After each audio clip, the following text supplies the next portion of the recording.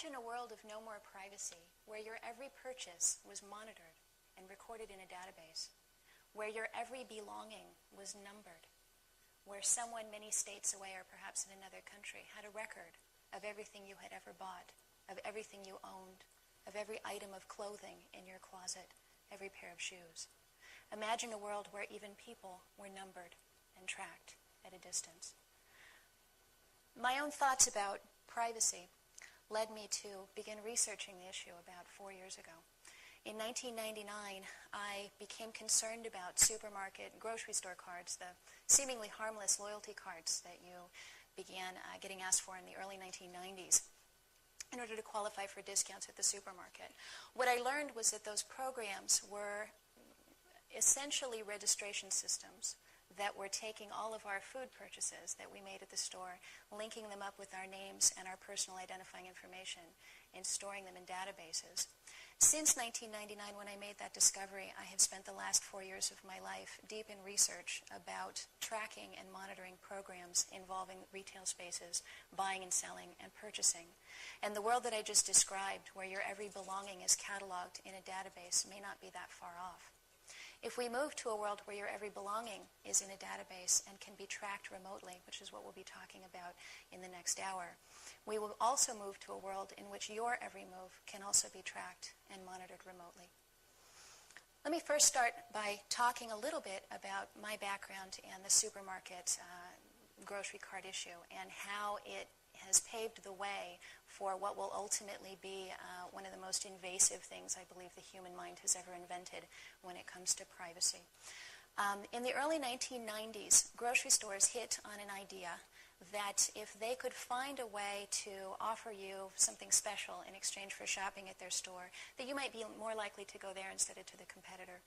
So in the early 1990s, a couple of grocery stores got started printing up little cards asking you for registration information.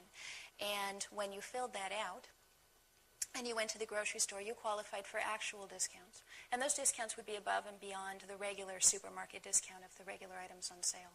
And it worked pretty well for the first couple of years. And then what happened was that other stores began getting on board. And then the database folks got involved. And they started telling supermarkets, listen, you need to go to the next step and you need to begin actually monitoring what people buy over time. Because by doing that, you can identify who your good customers are and who your maybe not so good customers are.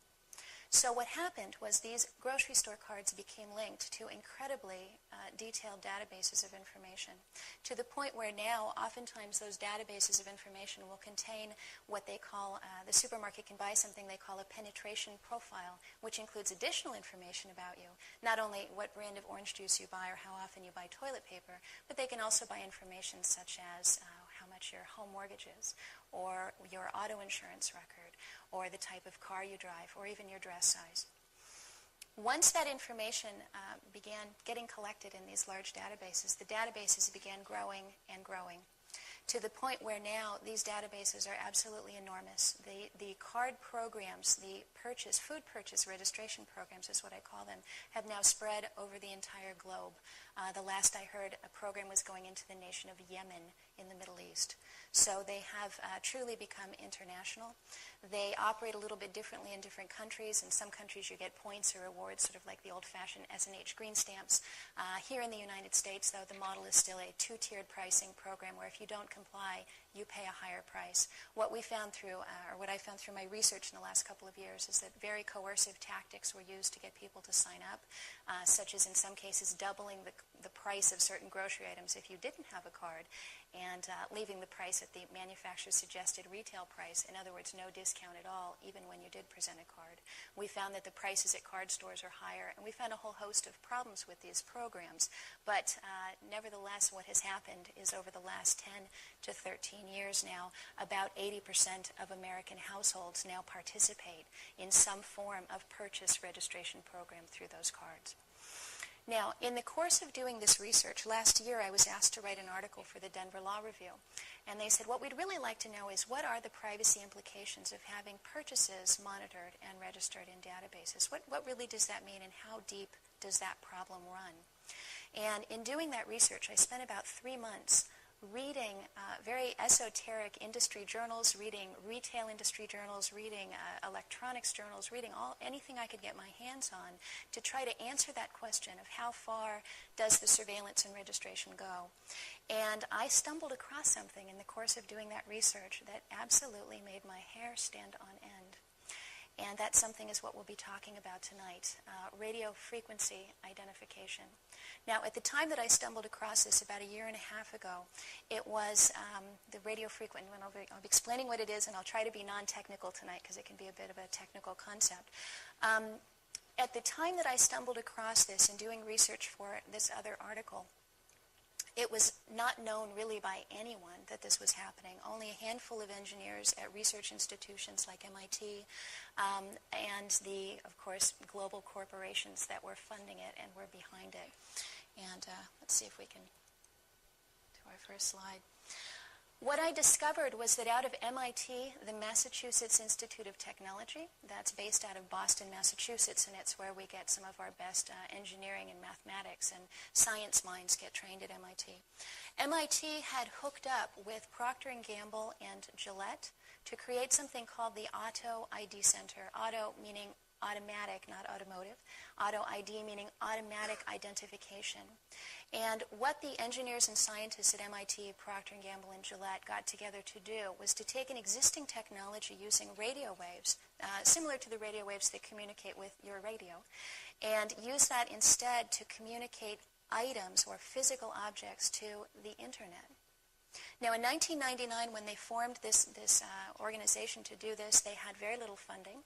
They had what many considered to be a pipe dream that would be almost impossible to fulfill. They had some huge technical hurdles ahead of them to overcome. They have overcome them, and in a very short period of time, and in a way that is actually quite extraordinary. What they have developed is a system to literally number every physical item on the planet Earth with its own unique identifying number. The way the system works is they've developed something called an EPC, EPC standing for Electronic Product Code. Some of you may have heard of the UPC, that's the formal name of the barcode that we see on products introduced in the 1970s on a broad scale. The barcode, UPC, is the Universal Product Code, and we are now switching to the EPC RFID chip code. Now, this image here shows the tiny silicon chips, and what you're looking here is at a dime, and together with that is a little vial filled with water, and what look like tiny specks of glitter or dust. They're incredibly small. In fact, let's see if I can, this particular chip here is only 0.4 millimeters across, and you can see it compared with a grain of rice. That's a chip produced by Hitachi, which is currently the smallest of these chips in the world. And now let's talk about what they do. Each of these chips contains an EPC number, or a unique identifying number, different from every other chip. Now, you can think about them in a way, they've been referred to as tiny computer chips, but when we think about computer chips, we usually think about something that does something, maybe performs some calculations. All these really do is store data, and the data that they store is their unique identifying number. That number can be, let's say 96 bits. That's one of the possible numbers proposed for this. 96 bits, not to be too technical, would be a series of 96 zeros and ones. And to put that in perspective, I've been told that with 96 zeros and ones, you can have enough combinations of unique numbers to number every grain of sand on the planet Earth. So it actually is quite feasible to use 96 zeros and ones to number every item on the planet. Now, the next question is, well, what do you do with numbering every item on the planet, and why would anyone want to do that? Well, the RFID chips themselves, these tiny little devices, in and of themselves, even if you did number everything and stick one of those in there, it would be difficult to actually know what the contents of the chip were. So the tiny chips, let me just explain the technology here. The tiny chips with their own unique identifying numbers are hooked up to antennas. The antennas this is one example of an RFID antenna. You see the tiny little chip there in the center, and it's hooked up to some metal coil or flattened metal wire that serves as an antenna. These antennas can take a variety of different shapes. Sometimes they look like children's mazes, and what we'll be talking about later, sometimes they look even like spray-on ink or foil. Now, the way this functions is that, let's envision that we have a shoe. And we'll be talking about this shoe a little bit later on specifically. But let's say that we have a shoe and we want to number this particular item. We can stick a label or a tag on it with a barcode, but then that would not distinguish it from every other shoe that is also produced by the Soho brand and is a size 8. The barcode would be the same for all of those shoes. If we put a unique identifying number using one of these RFID chips and an antenna on it, we can assign it its own unique number. Now the question becomes, how do we read it? And the way the technology works is reader devices in the environment, which are about the size of, I've seen them about the size of a hardback book. A reader device would send out a constant pulse of electromagnetic energy. The electromagnetic energy would be picked up by the antenna. It would then stimulate the little chip to say, here I am, I'm chip number 03842799, et cetera, 96, 96 different digits of length there. And it would send that information back out to the reader device, which would then pick it up and say, aha, I just detected an item, here's the number of it. Now let me look it up in the database. And looking it up in the database, you can say, oh, that's a pair of shoes that was bought at a Walmart store on June 15th using credit card number 604829. So that's that. In a nutshell, that's how the technology is designed to work. And now we'll be talking about some of the nuts and bolts of that. Right, so we've got the world's smallest RFID chip. Now again, remember that the chip in and of itself simply contains the number. It does need to be hooked up to some form of antenna so that it can be stimulated by one of those reader devices that would hit it with energy. Now, the technology, again, being designed by Procter & Gamble and Gillette. And by the way, this Auto ID Center at MIT now has 103 sponsors, including some of the biggest consumer product manufacturers in the world, including companies like Philip Morris, Coca-Cola, Pfizer, Walmart, Home Depot, big companies, and including government agencies such as the Department of Defense and the United States Postal Service, and also UPS. So, they're serious about this, and they're putting a lot of money into it. And now there's 103 companies working on this. Now, their stated goal is to use this technology to replace the barcode, to literally put one of these numbering devices on every physical item manufactured on planet Earth, in every country, in every factory, rolling off of every assembly line. Now, replacing the barcode means a couple of things, and let's talk about the difference between this technology and barcode technology. Every pack of gum, that Dentyne is owned by Pfizer, which is one of the sponsors of this Auto ID Center. We'll get to that one in a second. Now, there are a couple of ways that we need to be concerned about this replacing the barcode. The barcode, as we said earlier, would have the same barcode image and the same UPC number for every can of Coke. So if I've got a can of Coke up here in the podium and you've got one back there and maybe a couple in your fridge at home, all of those cans of Coke would contain the very same UPC number. Now what that means is when you purchased it and you scanned your supermarket loyalty card or you scanned your credit card, which is now how they're recording your data, using the infrastructure created by the supermarket card, now they can use your credit card to record the same information, even if you don't have a loyalty card. So what would be recorded when you scan your grocery card or your credit card would be simply the fact that you bought a six-pack of Coke, not which Cokes. With this new system, every single one of those cans of Coke would have a unique number associated with it, and each one of those 6 numbers in that six-pack of Coke would go into a database unless we do something to prevent it. The default state of how this information is recorded in order to ring up the sale would record your name and your purchase, your identity, along with those 6 individual numbers on those cans of Coke. Now, what would that mean? Well, let's say down the road, one of those cans of Coke, I don't know, the guy picking up your garbage is careless, and he lets one of them roll down the street.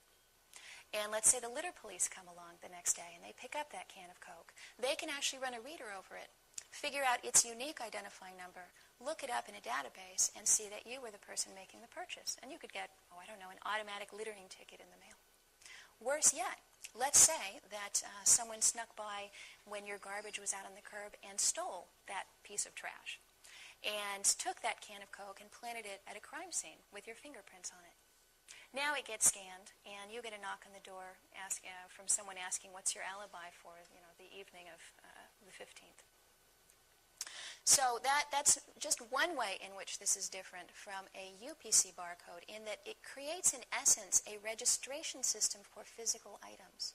Now, depending on your politics, I don't know where folks listening to this stand on guns, but there has been some real concern about registration of guns. And one of the arguments that's commonly used to argue against registration of guns is the fact that in countries where registration of guns has been carried out in the past, oftentimes registration leads to forms of control. Now, if it's guns, maybe that's one thing. If it becomes food, that becomes a very serious issue. Recording of items based on my own extensive research of history and looking at totalitarian regimes throughout the 20th century, I think that there are many evil governments that would have loved the opportunity to record what everyone bought in the hopes of being able at some point to control those purchases or those items down the road. Now, there are actually three ways in which this technology is different from the barcode. We just talked about the first one, in that every item would have a unique identifying number. The second way in which these are fundamentally different from a barcode is the way that creates massive privacy problems. And that is that unlike a barcode, where if you hold an item up, you've got to actually put it up to the barcode reader and actually get a read off of it. You need what's called a line of sight to where the reader actually sees the barcode device. With an RFID chip, when we call them spy chips, with a spy chip, you can actually read through someone's clothing. You can read through their suitcase. You can read through their purse, through their backpack, through their briefcase, through their pocket, through their wallet, through their clothes. So the things that we normally count on to provide us with privacy protection, you don't want somebody to see something, you put it in a bag. You don't want somebody to know how much money you're carrying, you put it in your wallet, you put your wallet in your purse. You don't want the criminal down the, hanging out in the corner to know you're carrying a $600 camcorder. You put it in a bag and you sling it over your shoulder. You don't go carrying things out in plain sight. This technology removes the privacy that humankind has had forever, which is the fact that you cannot see through things. People don't have X-ray vision. This provides criminals, marketers, unscrupulous people running stores, unscrupulous governments with the opportunity to bypass what most of us would consider privacy protection and actually see through our clothes, even down to the size and color of our underwear, if someone chose to do that, if they have an access to one of these reader devices. So the fact that they can be read through items. The other problem, they can be read without your knowledge. The reader devices are silent. They can be undetected. They can be hidden in doorways. They can be hidden in floors. They can be embedded into floor tiles, woven into carpet. These reader devices can exist pretty much anywhere, and you would have no way of knowing it was there and no way of knowing that it was reading you and detecting what you were carrying. And the other problem with this is that these devices can read these tags at a distance. In some cases, the distance is only a couple of inches. In some cases, that distance can be 20, even 30 feet away. So let's fast forward 10 years, and let's say that everything you're wearing and carrying is equipped with one of these devices. And I have a reader up here at the podium. I could actually, without you knowing, flip it on, get a total inventory of every single thing in this room, and you would never be the wiser. So I would know everything that you were wearing or carrying. Now, we'll talk a little bit later about read range, about whether it's 2 inches or 30 feet and how that affects privacy. And one of the things you may think of right off the bat is, well, what good would it do me to know every single item in this room instead of knowing every single item that you personally were carrying? And we'll get to that in a minute. All right. Now, this technology is not science fiction. It is happening right now. Already, companies are heavily invested in this. There are a number of companies that have already done trials in real stores, in real Walmart and Target stores in the United States, in Home Depot stores as well. Also in a chain in England called Tesco, and in a chain in Germany called Metro. We have reason to suspect that a number of other retailers have been participating in these trials. But shoppers in those stores have actually picked up items with these tags and purchased them and taken them home with them without knowing about it. One example, and I think this is one of the ones that, if anybody's a mom in here, they've actually hidden these devices in Huggies baby wipes, of all things. Other products that have been shipped with these tiny tags on a trial basis include Gillette razor blades, which we'll be talking about in some level of detail, Pantene shampoo, Caress soap, Coca-Cola 2-liter bottles, Right Guard aerosol deodorant, and a number of other things. So things you may actually be purchasing. Now, there's a pretty good chance that this has not yet happened here in South Bend, Indiana. We don't know the locations because the companies doing these trials have been extremely secretive about them. We have obtained, however, some internal documents, and we do know some of the locations where these trials have taken place. But we certainly by no means know everything that's happening with this technology. In fact, one of the demos of this, and I believe this comes from Checkpoint, is actually a man's suit, where underneath that lovely little silk label on the inside lapel has actually been embedded what's called an EAS chip, or an EAS tag, I'm sorry.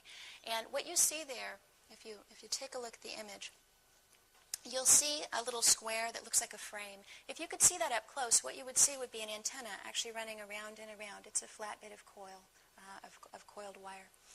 And there are two versions of these items, these EAS, Electronic Article Surveillance Tags. And you may already have seen one of these. Sometimes they're on the back of the price tag in certain items. Sometimes they're in the pocket of pants that you might buy. If you see one of those, one of the problems that we have is that there are two versions of this technology. Right now there's an EAS tag that has an on-off state, and that's your more standard theft prevention device, where when you buy something, they have to put it against the scanner, demagnetize it, or turn it off, deactivate it before you go out the door. And every once in a while they don't do it right, and you set off the beeper, and then they go in, you got to go through and show them the receipt. Okay, that technology, that electronic article surveillance technology, has been around for a while. Much of that is produced by a company called Checkpoint, and Checkpoint also creates the reader devices in the doorway that you have to walk through when you go in and out of the mall or when you go in and out of stores. Checkpoint is heavily invested in converting their standard EAS tags into these type of RFID tags that would contain individual, unique identifying numbers. So if you bought a suit, for example, and you knew it had a Checkpoint device in it, it would be virtually impossible at this stage to know which type of device you had. And it's entirely possible that the suit you bought with a Checkpoint device in it had a unique identifying number that could be linked up with you, could be picked up at a distance after you leave the store, in fact, for the entire life of the suit. These items, these tags, when put into clothing, you would think, oh, well, a couple trips through the wash should take care of that. They actually are not deactivated by being washed. They are one of the standard applications for these RFID tags, these unique item tracking tags, is to put them into uniforms that are washed at very high commercial temperatures and dried in commercial dryers. So it does not kill them to go through the washer and dryer. They can handle 10 years of that kind of abuse and not be killed.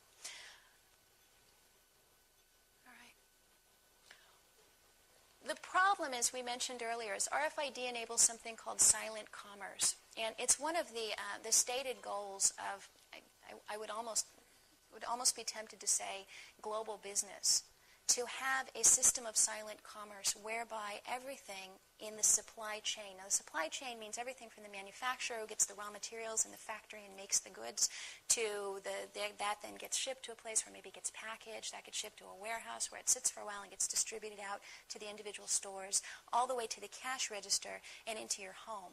So the supply chain means actually supplying goods at various levels to various people until finally it winds up with us. So the goal of the supply chain on the side of global business is to know where everything is at all times. So they hate the idea that, they may produce something in Singapore and then transfer it over to China and then transfer it over to Topeka and then it gets distributed, and they may lose track of those items. Now that we're in an era where things get shipped all over the world, that's a real problem for businesses, and this is one of their proposed solutions. So there's a couple of things driving this technology. I think right now the goal, obviously some people have the goal of using it to track individuals, and we'll talk about that in a moment, but I think the driving force behind it right now in terms of money is the desire to track products so that things don't get lost, so that when a truck drives into a warehouse, for example, the total inventory of everything on the truck can be made. One example is the Department of Defense was using this because they want to know, let's say they've got a big truck full of stuff and they unload it into a tent, and now they need to find a fan belt for a Jeep, and they don't know which box it's in. They can use this technology to scan the boxes and know their contents right through the box until they find the one that says, yeah, I'm the fan belt. So you can understand why on the supply side, people in charge of moving large quantities of stuff over large distances that can be quite confusing might want this technology. The problem is it doesn't stop there. There are already marketers, the very same people who are interested in knowing how much your home mortgage is and what your dress size is when you're buying orange juice at the supermarket. Those people have very, very interesting plans for this technology and for us. All right. And let's talk about those. The grocery store card, which has been near and dear to my heart, is something that I have loathed and despised for many years. The grocery store card, I've actually have this device that you see here on the screen. This is the next generation grocery store loyalty card. And what it is it is a plastic device. In the center where you see those antennas converging on one little speck, that speck is the RFID chip, the radio frequency identification chip with its own unique number. The things emanating out from it are antennas, and in fact the gentleman who gave me this was boasting that this is one of the few RFID tags out there that has two antennas, meaning that it can be read from inside of your wallet or purse, regardless of whether it's lying down or sitting upright or how it's oriented to the reader, and that it can be read without you taking it out of your wallet or purse as you walk through the doorway of the store from up to 20 feet away. Now, why would a grocery store want to know who you are before you even take your wallet out or before you even put a single item into your grocery cart? And the answer to that is that the grocery stores and other retailers have now gotten into the business of identifying profitability segments, where they actually make a determination based on your entire shopping history. Now remember, up until the 1990s, there was really no way for a merchant to know what your shopping history was. So we all got treated equally and kind of democratically when we walked into the store. Customer's always right, and when you walked in, they would greet you with a smile no matter what, because who knows how much money you were carrying in your wallet. This changes everything, because now if you take this technology which can identify you, you link it with a loyalty card which contains all of your past purchase history. They can run sophisticated computer analyses on you and determine whether you are what they call the preferred shopper in the top tier, and that's probably the top 20-25% of shoppers that account for most of their profits, or whether you are in the bottom tier of profitability, the person who goes in and only buys things on sale. And they use ugly terms to refer to those shoppers. They call them things like bottom feeders and thieves. And they use terms to refer to how they would like to treat those shoppers, such as digital redlining. Meaning that if you were one of those shoppers and you reveal your purchase history to them by scanning a loyalty card, and let's say you're a college student, or let's say you're a little low on your luck, or you maybe just like to shop frugally, and you've been buying items on special, they want to identify you, and according to the advice of some supermarket consultants that I've been reading lately, they would like to offer you higher prices and poor service to discourage you from shopping at the store altogether. In fact, there is an article in a magazine called In-Store Marketing in England, which actually talked about formalizing this process, identifying people before they walk into stores in order to actually ask them not to shop there, possibly even putting bouncers at the door so that if they identified you as someone, who's returned 3 items in the past year, they would actually have someone come up to you and say, we're sorry, we simply can't please you. We've noticed that we're just not good enough for you. We'd like to escort you to the door and ask you to shop somewhere else. Now, on the other hand, if you're one of the top shoppers and you're in this upper tier, you might be listening to this going, well, I kind of like that idea. They're going to treat me the way I deserve to be treated, as a valuable customer. Well, your road is going to be even worse, because all of the microscopes are going to be trained on you, because you're who they want to target. And they do use words like target and prey. Like, you are their prey, you're their quarry, was another one that I saw recently. You are their target. So if you're in the top tier, it may even be worse for you, because it means that they will do things like train their surveillance cameras on you and follow you around the store. By the way, those surveillance cameras that you think are there to catch shoplifters, nowadays their primary use is to follow people around for market research purposes. In fact, some of those cameras are so sophisticated that as you stop and you pick up a package to read the back of it, it will actually zoom in and take a close-up look of your consumer expression on your face as you're reading the package. Companies who do that include a company called, get this right, EnviroCell, S-E-L-L, is selling in the environment. They will actually come in for a fee and wire any retail establishment or restaurant with extensive and sophisticated surveillance equipment that will actually record people's conversations. They will actually even send in fake shoppers who will push a little cart around next to you and record everything you say and do. They will actually take In fact, I think probably the worst thing I heard of EnviroCell doing was they actually wired a Denny's restaurant with hidden cameras and hidden microphones to record people's conversations as they interacted with the menu. And their stated reason is they want to improve your shopping experience. This is all for your own good. It's going to make things better in that restaurant for you.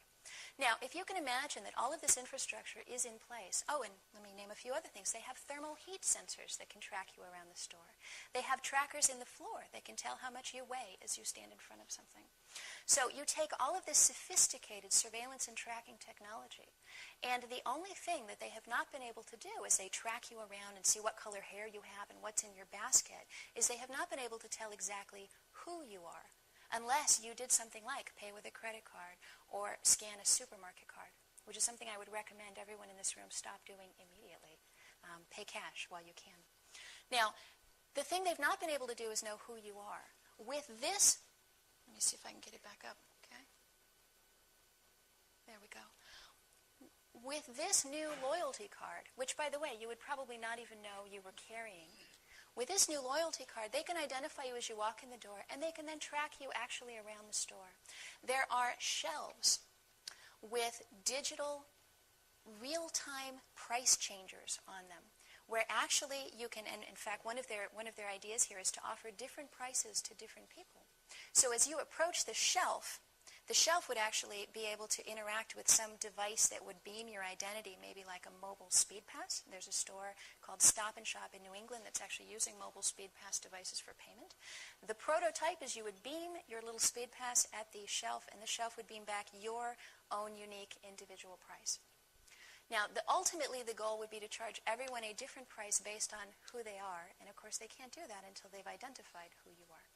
And the idea for those bottom feeders or those thieves or those people at the bottom of the shopping profitability tier, the idea would be to make them pull their weight by charging them incredibly high prices, or discourage them from being there at all because, of course, they're just taking up space and pushing around a cart and breathing the air and using up your cashier's time. And we don't want those kind of shoppers around here. And hopefully one of these days we'll figure out how to get rid of them altogether. So the next thing they're working on is putting these identifying chips into credit cards. And in fact, IBM has a proposal underway right now to embed these remote identification chips into people's checkbooks, their ATM cards, their passbooks, so that the same thing can happen to you when you walk through the door of your bank. So as you walk into the bank, the stated goal here is that they would know how valuable you were to the bank so they'd know how to treat you. So if you're the person who has, $500,000 in your bank right up to the federal insurance limit, then who knows, the bank manager may come over with a glass of wine and invite you into his office. If you're the schmo who walks in with 37 cents in your bank account, those doors may actually close up and you may find yourself rerouted down to the basement where there's a swinging light bulb and a teller and a line 50 people long. And that's almost happened to me actually at my bank branch in Cambridge, where they actually have put the tellers down in the basement, almost in the dark. It's kind of creepy. I don't believe they can identify us yet through our bank cards, but it's definitely coming. Now, this device that you see here, this Visa device, this is part of the emerging trend of smart cards. When you hear about smart cards, and by the way, these tags that we're talking about that I call spy chips or spy tags, they're, the opposite spin on these is to call them smart tags and smart chips, that they're going to make things safer and smarter and better and somehow more wonderful for us. They're doing the same thing with the credit cards. If you are offered a credit card with a smart chip in it, run screaming, say no. You really don't want that chip in there because the chip can contain all sorts of information about you. It can be more sophisticated than simply the number that identifies you or that beams out your identity over a distance. It can actually contain much more detailed information about you, and even where you've used the card, your last couple of shopping trips could be stored on there. There's really no limit to what they can put on there because they can store data. And again, the problem here, as you can see from this image, is you have no way of knowing that this tiny device is inside of there. And now, when you're in the store, what else could happen to violate your privacy using RFID? Well, Gillette has actually been using these tags to violate people's privacy in the name of stopping shoplifters. This image here comes from confidential internal documents from the Auto ID Center at MIT. We actually, and I, by the way, run a consumer organization called Caspian. You can look them up online. Will be the first search hit you see. Caspian stands for Consumers Against Supermarket Privacy Invasion and Numbering. And our website is online at www.nocards.org. No cards because we fight supermarket cards, and that's how we got started. One of the things that researchers at Caspian discovered a couple months back in poking around the Auto ID Center's website was that by simply typing in the word confidential in the search engine on their homepage, you could actually access all of their confidential internal strategy documents. And what made this particularly ironic was that when this organization was asked, what are you going to do about all this data you're going to be collecting on people? How is that going to be protected? And their answer was, don't worry, internet security is completely foolproof.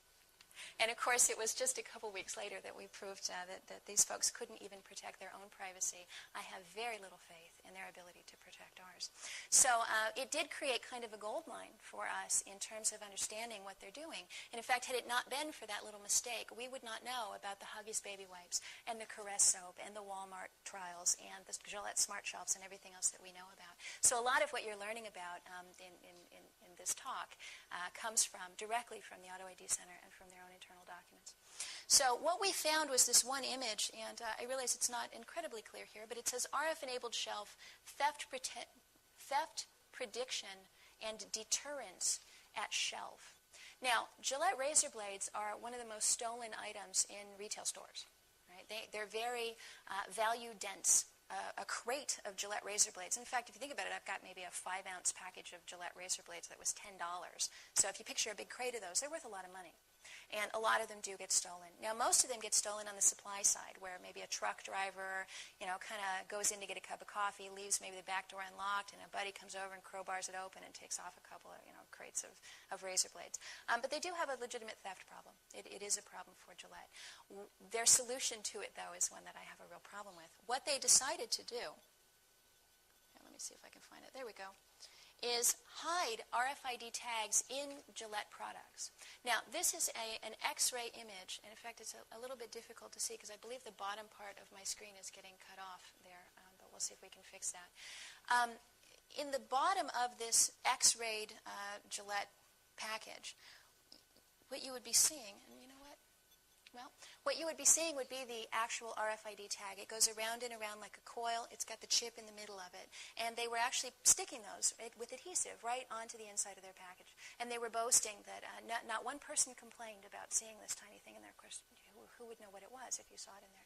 Well, once it was in there, they were using something they call a smart shelf, which we call a spy shelf, to detect the presence of the razor blades on the shelf in the store. Now, if you look there, you'll see a little black device underneath the shelf. The shelf is plastic because these metal interferes with the radio frequency. So one tip-off to the fact that your store may be messing around with this technology is if the metal shelves start coming out and different-looking plastic shelves start coming in. That's usually one of the first signs that this is happening. Now, this tiny device underneath here is an RFID reader. It reads the presence of the razor blades on top of the shelf. So it might be saying constantly with its little energy beaming out, 20 razor blades, 20 razor blades, 20 razor blades. And then when you pick one up, it goes, oh, 19 razor blades. And then a hidden camera in the shelf snaps a close-up of your face, a mugshot of you, as you pick up the razor blade off the shelf. Now, they take this mugshot, and it gets redirected back to security. As you walk around the store, we have reason to suspect, although we're not certain, that it actually tracks you around the store with the package of razor blades. There's a sort of ambiguous image on their website that would indicate that, but I won't say that with certainty. However, what we do know is when you get to the check stand to pay for those razor blades, and you scan that barcode number in, it goes, oh, Gillette razor blades, we're monitoring those, and you get a second close-up of your face taken with a hidden camera. At the end of the day, security compares all the images from camera A to all the images of camera B to make sure that every person picking up razor blades was later shown and photographed paying for those razor blades. If for some reason you picked up the razor blades and you were not photographed at the check stand paying for them, you are now a potential shoplifter. Your picture gets printed out and blown up and distributed to security, and the next time you go in that store, believe me, that entire surveillance arsenal that they have in there tracks your every move. Now, some people would say, well, that's a good thing. We don't want shoplifting. Maybe that'll bring down prices. Well, let me say a couple things about that. These tags right now cost, it's estimated, between 20 and 60 cents a piece. And I bet you that we're the ones paying for it as consumers. The other thing I have serious concerns about is that we are a nation with a system of jurisprudence that is based on assuming people are innocent until proven guilty. Now, the current system of shoplifting prevention, as you go out the door, you set off a buzzer, which says, maybe we have a reason to suspect you.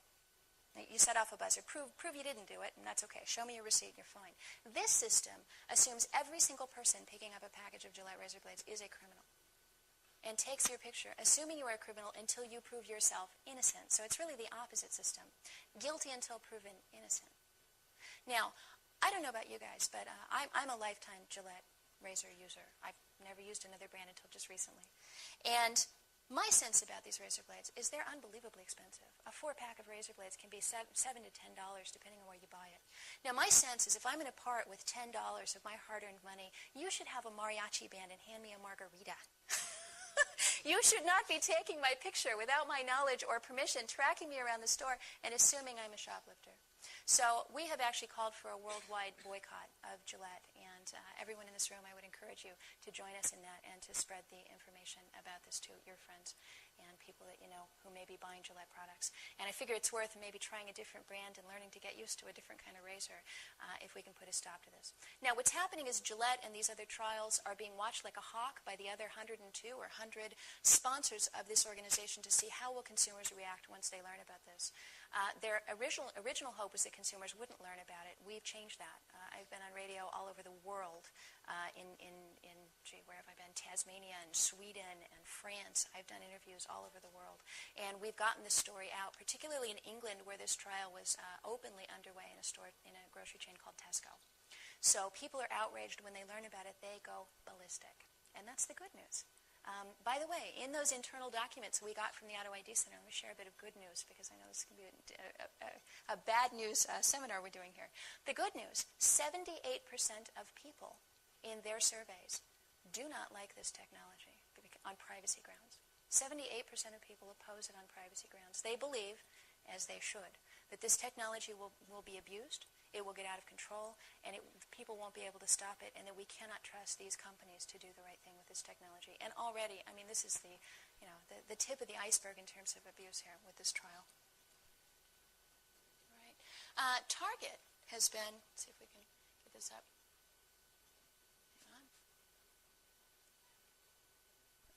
There we go.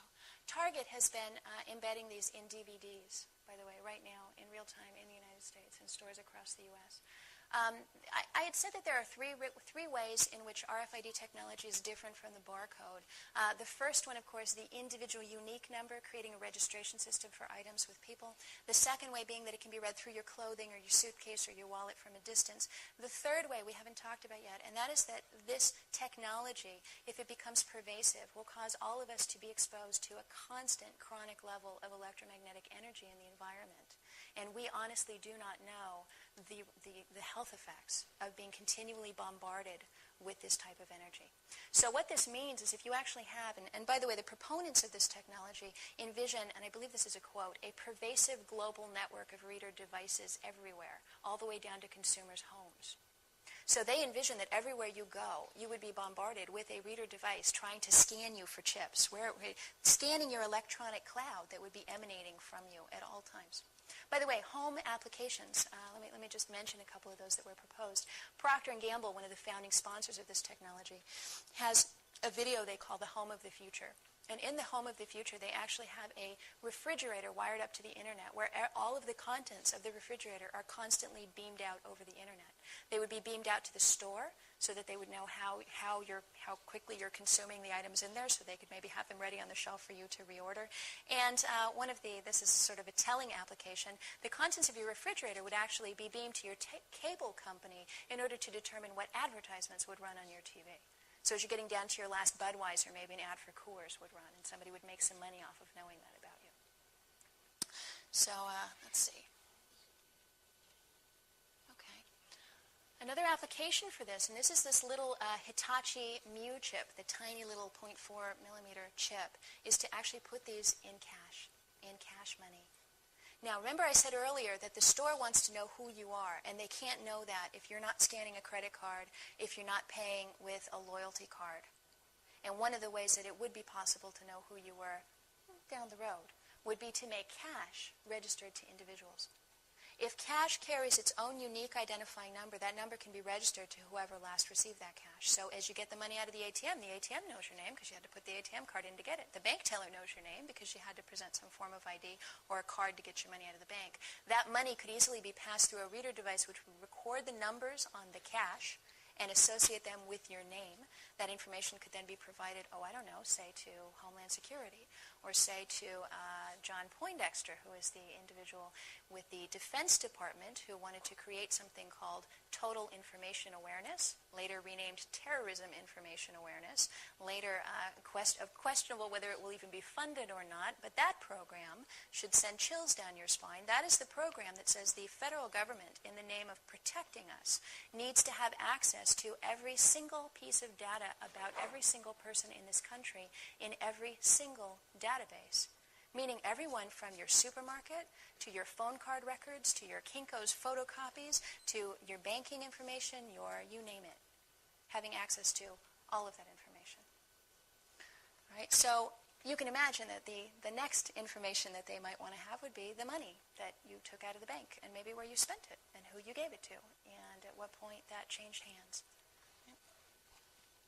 This is a slightly difficult image to see, but at the bottom, I believe that's a gift certificate, but it's the same idea. There was an announcement just recently that high-denomination yen banknotes will be equipped with this, and that by 2005, euro banknotes may be equipped with this technology. And here in the United States, I'm often asked, will American currency be tagged? To my knowledge, it has not yet been tagged. To my knowledge, there are no plans underway right now to tag American currency. However, this is a story from a couple years back where an official with the Federal Reserve Bank wrote a paper in which he suggested putting tracking devices in cash, this is the craziest idea, something called the carry tax, which would actually identify the bill and cause it to become worth less money incrementally the longer you held onto it, to discourage you from hoarding, which we used to call saving, but to discourage you from hoarding money and to encourage you to spend that money and keep it in circulation. So the idea there, if you put your money in your mattress, 10 years down the road, it might be worth zero, and all of that money would have gone to tax, that it would actually be a tax paid to the government. So there is interest. This was before, I believe, RFID was widely known. I believe the federal official talking about this was talking about magnetic stripes. RFID would be a perfect application for that. Now, what if I told you, let me back up. I had lunch about a month ago with a reporter who said, well, Katherine, the read range on these things is only 20 feet. I mean, what's the big deal? If I wanted to know everything you did, I'd have to walk around behind you from 20 feet away with the reader aimed at you. And why do I need the reader? I can just watch you if I have to be 20 feet away. Now, I said, what if I told you that with only 4 reader devices, I could pretty much retrace your steps today? She said, well, how's that possible? Well, let me say it to each of you. What if I told you that with 4 reader devices, I could pretty much determine that you'd been here? Well, the first one would be a reader device at the on-ramp of the freeway that you probably got on to come here. Michelin, the tire manufacturer, is already, right now, embedding these devices between the rubber layers of its tires. Now, it is doing it to comply with some federal mandate that says tires need to be easily identified because of the big Firestone mess where the Firestone tires were defective. Other tire manufacturers have managed to comply with that mandate without putting RFID devices in the tires. So we have some concerns about how legitimate of a reason that is. But the fact remains that Michelin is putting them in there. Now, these can be read going 90 miles an hour from a couple feet away. Now, do you need one of these? Let's say it's a couple foot read range. Do you need a reader device every 2 feet down the freeway? No. You only need one in the on-ramp and one at the off-ramp. Because once you get on the freeway, you're not going to fool it away until you get off. So let us say that as you got on the freeway to come here this evening, you drove over a strip laid down in the road that read your identifying information from that tire. And then you drove down the freeway. Let's say you came 30 miles. And when you got off, another one went up, got off the freeway now. Now, not only would someone then know where you traveled, but they'd also know how fast you went, and they could even issue you an automatic speeding ticket if you got off the freeway a little faster than you should have. Now, once you've gotten off the freeway, the fact that you're driving down a road is usually not of much interest to anybody until you get somewhere, because you can't do too much in your car. So as you're driving down the road, the next thing you're going to do is pull into the parking lot to come into this building. So you put another little reader device down in the parking lot. Bingo, now we know where he was going. And the last reader device would be the reader device in the doorway of the building as you entered. And that doorway reader device actually doesn't need much of a read range because most doorways are only about this wide. So as you go through a doorway, you only need about 18 inches on either side, maybe 24 inches on either side. And as you walk through that doorway, it scans your entire electronic cloud and everything associated with you. Now, you may remember a couple years back, people were upset because of the Super Bowl in Florida. They had put facial recognition cameras up, and they were taking pictures of people's faces using sophisticated computer technology to match those faces with a database of known criminals. And a lot of people said, well, that's an invasion of my privacy. You shouldn't be taking my picture. I didn't do anything wrong. Again, guilty until proven innocent, that whole sort of, investigate everyone because someone may have committed a crime. That's child's play compared to what we will have if we allow this technology to go forward. Every doorway you walk through could scan your entire electronic cloud, identifying everything from your earrings down to your clothing, down to the contents of your purse, your pocket, your wallet, your briefcase, the amount of cash even in your wallet potentially, depending on how far that read range is. If even one of those devices was paid for with a credit card, they now have an audit trail on you and a pretty good chance of knowing who you are. In fact, not only that, but they probably can get a trail of your associates as well. Did your husband give you that watch? Did he pay for it with his credit card? Now we know who he is. Did you have lunch maybe last week with a coworker and maybe walked off with their pencil? Gee, we have that too. Are you carrying a can of Coke maybe that you bought out of a vending machine at a certain location? Okay, now we know when you were there. So the idea of doorways actually being able to scan us and the things we're carrying is quite chilling. Now let's talk about shoes for a minute. This actually says, are you wearing track shoes? And I apologize that the bottom of that's not visible. We'll play on words there. The shoe that I'm holding here. Let me talk about shoes for a minute. I was at a conference back in June on this technology, sponsored by people who support and want to promote this technology. So 350 business executives from some of the biggest global corporations in the world got together. And they were talking amongst themselves about how wonderful this new chipped world will be when they can know where everything is all the time. And one of the things they demoed was they held up a tennis shoe. And they pulled back the insole of the tennis shoe and revealed a hidden RFID tag underneath it. Now, this is a prototype. To my knowledge, it has not yet been produced or manufactured. But their idea, and see if this sounds as crazy to you as it did to me, their idea was that, won't it be great when we can put these devices in shoes and we can, we won't have to have those sorting parties in the back of the shoe store when they all get jumbled together and we've got to identify the size 7s and the size 8s and we've got to find the match, the left and the right. And it'll eliminate that horrible problem that all of us have had so many times where you buy 2 left shoes or a size 9 with a size 3. I don't know. Hasn't happened to me very often. That was their stated reason for wanting to put these devices in shoes. Now, just common sense would say if you aimed a reader device at a pile of shoes, all you'd get back would be a bunch of numbers. It wouldn't help you match them up any better than anything else. Maybe putting blue labels on size 7s and red labels on size 8s would be a lower tech, cheaper, and more efficient way of doing that. But what it would do, if you put RFID tags in shoes, is it would provide an almost foolproof way of identifying individuals. Now, a lot of people talk about, is this going to wind up in our hands? Is this going to wind up implanted in our bodies? And we'll get to that in just a second. But you don't really have to do that to identify people. Let me ask you this. When was the last time someone else wore the pair of shoes you have on your feet right now? Shoes are the one item that we don't trade. Shoes are the one item that, in fact, other people usually don't buy for us because they can't really even know our size. Shoes have to fit properly. And once they fit properly, just cultural norms and size issues and a bunch of other reasons say we don't share them. And most men only have 2 or 3 pairs of shoes they wear regularly. Most women only have 3 or 4 pairs of shoes as well. So if you could identify those shoes, and if you could put a tracking device in them, you could follow someone pretty easily. Now let me talk read range. Now remember we said up to 20, 30 feet? 20, 30 feet is not helpful. Let me tell you why. I'm standing here and I've got a reader and I go zoom, right? I now know every chip in this room. I get back 1,000 numbers. That's not helpful to me, right? It could be in some certain scenarios, but to really know individually information about what you're carrying, not as helpful. What would be helpful to me, though, would be to be able to put, let's say, a little, I don't know, let's say I'm a retailer and I want to know who you are. I can put a little mat on the floor embedded with a reader device with a 2-inch read range. Can't read further than about 2 inches away. And as you're stepping on that mat, I'm identifying you right through your shoe. These tiny chips can be embedded right into the rubber sole when this rubber was poured into the mold, this foam, in a way that you would never even know it was there. And in fact, this very pair of shoes that I'm holding, which was purchased at a Kmart store, contained this tag. This tag says, "Attention, our products have theft detection devices embedded, which will be deactivated at the register or the service desk." Now, to my knowledge, when this pair of shoes was purchased, no one actively said really anything about what that device was. I don't know if it was deactivated or not. I don't know what that device is. I don't know where it is.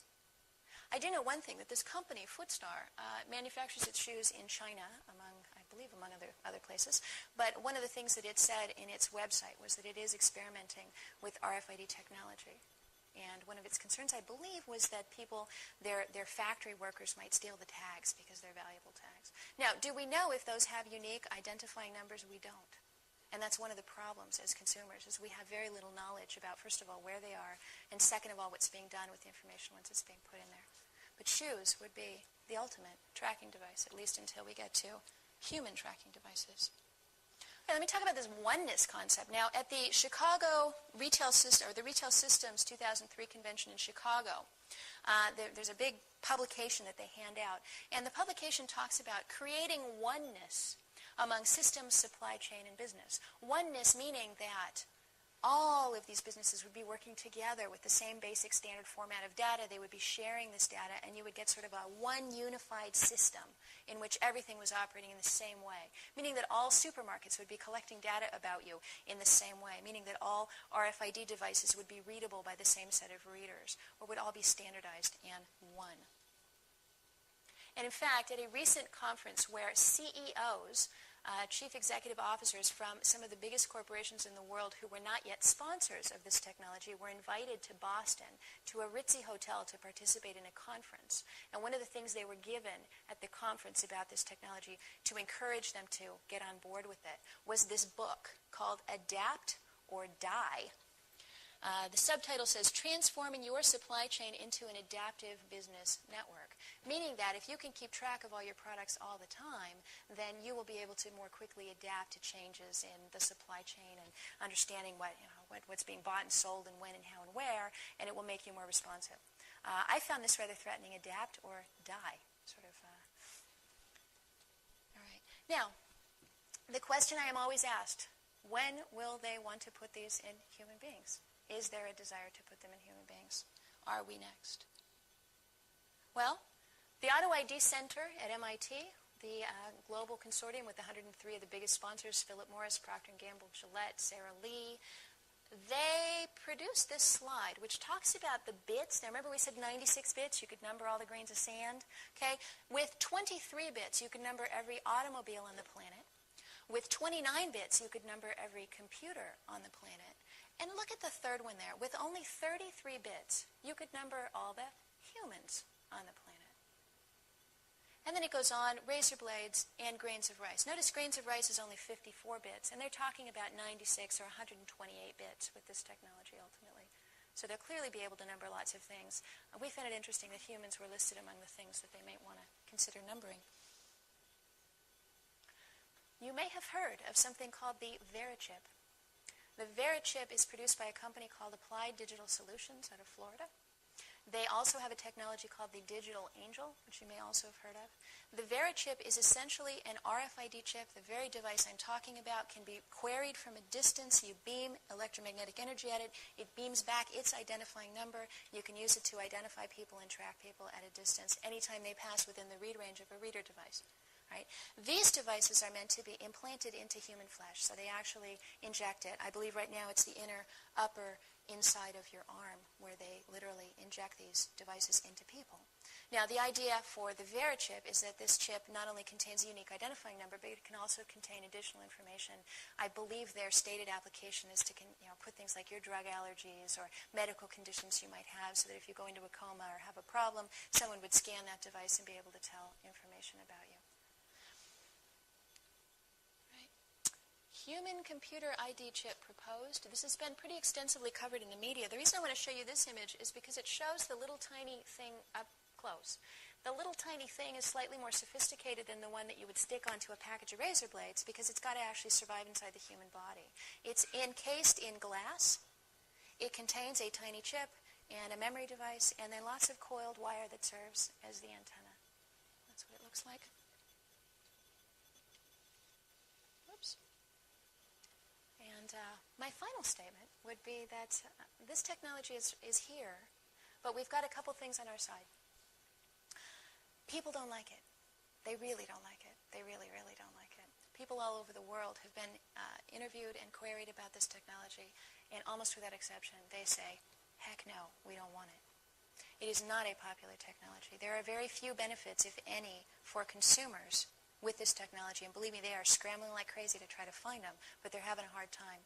All of the benefits in this technology are on the side of the manufacturers, the side of the marketers, the side of the person who wants to run the Coors ad through your refrigerator by keeping track of what's in your house. Or the, the drug companies would like to put these devices in your medicine cabinet so they can monitor your compliance with your prescription. And when you read that, you think, well, yeah, that's kind of nice of them, maybe, to make sure I'm taking my prescription right. Their stated reason is, at least internally, they will admit their reason is, if they could monitor it, they could probably get you to take your drugs more often, and then they'd make more money because you would be refilling your prescription more frequently. So even putting these reader devices in medicine cabinets, and in fact, I sat in a conference once with a bunch of medical people who were talking about this technology, and one of them actually said, wouldn't it be great if we could tell every time someone takes the lid off the toothpaste? Yeah, great. Consumers don't like it. I didn't see a single smile when I said that in the room. People don't like the idea of other people watching what they're doing and knowing what they're wearing and knowing what they're carrying. I think the privacy implications, the crime implications, and the long-term societal implications are pretty obvious. And now let me give you the scare story. Think if in the 1930s Hitler had had access to this technology. What would have been different? What would have been done differently? The technology that we have even now, let's say that you had Anne Frank living in your attic. And let's say that you knew that your purchases were being monitored with your credit card or your loyalty card. And you knew better than to buy more than usual to feed Anne Frank. And you made a decision that you and your family members would just eat a little bit less to provide for her. So you'd cook a normal amount of breakfast and you'd maybe cut off some of the eggs and put them on a plate and somebody would carry them up to Anne. They'd never know, right? Well, do you know that AC Nielsen and Catalina Marketing and all of the companies that keep track of what people buy have got this down to such a sophisticated science that one of these companies boasts it can tell if there's more people in your household than you're claiming or than you're buying for at that one store. You know how they can tell? By how much toilet tissue you buy. So unless you're sharing toilet tissue and being careful that Anne Frank only gets the little extra bit of leftover toilet tissue, they're going to know. Now, take that and multiply it by about 10,000, which is about how many things we interact with in the course of a normal week. And if all of those things were trackable and registered and followable and monitorable, if that's even a word, then the possibility for abuse is really extraordinary. Now, history has shown us many times, and I know people always say it can't happen here, but history has shown us time and time again, particularly in the 20th century when 169 million people were killed by their own governments. Those are not casualties of war. Those are not soldiers. Those are people actually brutally murdered by their own governments. Right? We have a history of power being horrifically abused on this planet. This is power beyond your wildest imagining. Right now, maybe you're thinking about marketers knowing who you are when you walk in the door. Imagine someone like Stalin or Pol Pot knowing who you were when you walked in the door, knowing who you'd spent your time with, knowing who else walked through the door with you, knowing whose fountain pen you're carrying with you. Imagine the implications of having you and your network of associates tracked, followed, and known about at all times. It would make people very compliant. It would make them very obedient citizens. But what has stopped that kind of abuse in the past is good people who've stood up and said, you know what, we don't want to live like this. We don't want to have a dictator who's going to be evil and abusive and murderous. And good people have gotten together and have overthrown those type of governments. If we got this kind of technology in place, and if it was obtained and all of that power fell into the hands of someone evil who wanted to abuse it, all of the things that have kept humanity safe from those type of abuses in the past would no longer work. You would not be able to get together as the folks did in the tavern back in Concord, in Lexington, back in the days of the American Revolution. You would not be able to get together in a tavern and have those conversations if EnviroCell had planted hidden microphones and cameras in there, and if there were embedded RFID readers in the seats. And by the way, that's one of the other places they've been putting those, is in furniture. They can actually put them in the seat and know who's sitting there. Now, I usually, when I conclude this talk, I say shop safe, everybody. And I'd like to, first of all, say definitely shop safe. But I'd like you to think safe. And when I say think safe, I want you to think about what it means to be surveilled. It may create some degree of safety, but I'd like to talk to you about safety for just a second. The most surveilled people on this planet, arguably, were the citizens of Stalin's Soviet Union. Those citizens ran the risk of their every piece of mail being opened, their every telephone conversation being listened in on, their every neighbor being a spy for the KGB. Were they safe? Tens of millions of people perished in that country, murdered by Stalin because they opposed what he stood for. So when you think safety, I want you to think about the tens of millions of people killed in the Soviet Union because of too much surveillance and power in the wrong hands. Safety is a little bit less about maybe running the risk of some creep down the street mugging you, and maybe a little bit more about tens of millions of people being killed by a government out of control. And that being said, I will say, shop safe, everybody, and think about the choices that you make. Thank you.